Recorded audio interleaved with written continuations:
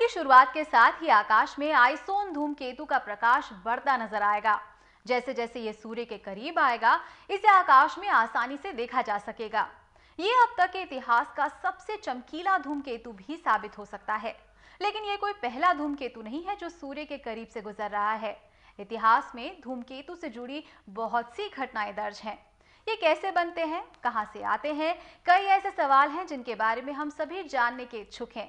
इसलिए अपने इस खास सेगमेंट के जरिए हम धूमकेतु से जुड़ी बहुत सी जानकारियां आप तक पहुंचा रहे हैं। तो आज जानते हैं कि धूमकेतु क्या होते हैं।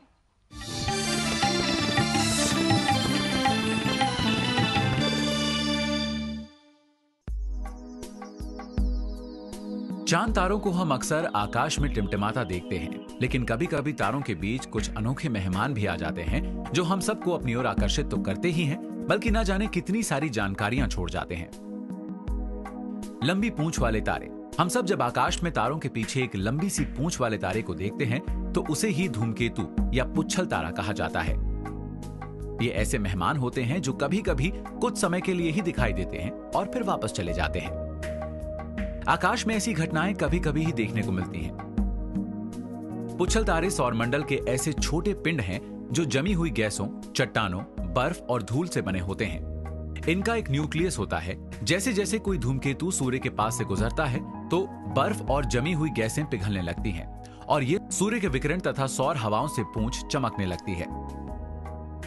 कभी कभी धूमकेतु की दो पूंछें भी दिखाई देती हैं। एक पूंछ जमी हुई गैसों के सूर्य के विकिरण से चमकने लगती है तथा दूसरी सूरज से निकलने वाली सौर हवाओं के कारण प्लाज्मा की एक पूंछ की तरह चमकती हुई दिखाई देती हैं और ये हमेशा ही सूर्य के विपरीत दिशा में दिखाई देती हैं।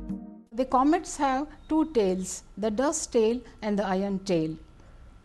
How these are formed? Let us see. When the comet is very far away from the sun, it's a bare nucleus. But as it approaches the sun, the comets are made of ice, dust or ice and rock. The ices are basically frozen carbon monoxide, carbon dioxide and water and some other volatiles. So when this comet approaches the sun, these volatiles sublime. धूमकेतु का मुख्य हिस्सा उसका केंद्रीय भाग होता है जिसे न्यूक्लियस या कोमा भी कहा जाता है और कुछ मीटर से लेकर ये सैकड़ों किलोमीटर तक का हो सकता है। हाल ही में दिखने वाले आइसोन धूमकेतु को नवंबर के अंतिम सप्ताह में नंगी आंखों से शाम के समय देखा जा सकता है।